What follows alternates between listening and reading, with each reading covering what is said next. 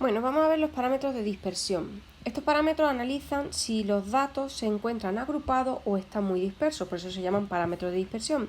Y hay varias medidas. Aquí tenemos el rango, la varianza, la desviación típica y por último el coeficiente de variación. Vale, pues el rango es muy fácil. Es entre qué valores se mueven los datos estadísticos. Entonces se calcula haciendo la diferencia entre el valor más elevado y el más bajo. En esta tabla que hay aquí de los hermanos, el rango sería, ¿cuál es el valor más alto de la variable? 3. ¿Cuál es el más bajo? 0. Pues hacemos rango es igual a 3 menos 0, que es 3. Es así de sencillo y no tiene más historia. Vale. Vamos a ver la varianza. La varianza tiene una formulita que parece muy fea y muy rara, pero vamos a ver que es fácil de hacer. Mide la media de los cuadrados de la distancia de los datos a la media. Aquí tenemos cada dato, su distancia a la media, la diferencia, lo elevamos al cuadrado y hacemos la media de eso. Se podría hacer así, pero hay una fórmula equivalente, que es la que pongo aquí. En esta lo que nos dice es que tenemos que tener la media aritmética, aquí, que la tenemos, y tenemos que hacer una columna que es esta, x sub i al cuadrado por f sub i. Eso es lo que hay que añadir. Hay que añadir en nuestra tabla, vamos a ampliar un poco, hay que añadir en nuestra tabla una nueva columna,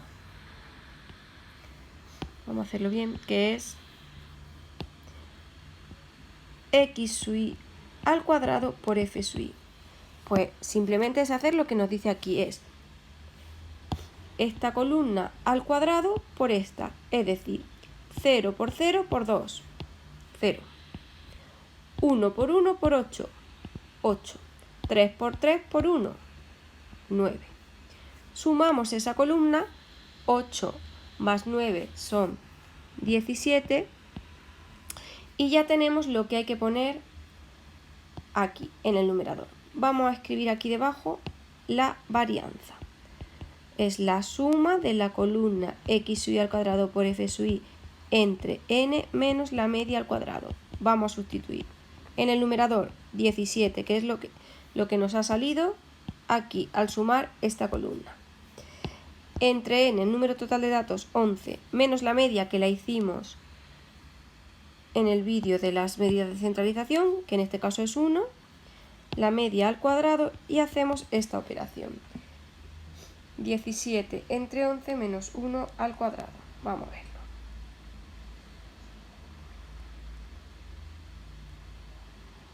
...17 entre 11 menos 1 al cuadrado. Sale 0,54 periódico. Pues esta sería la varianza.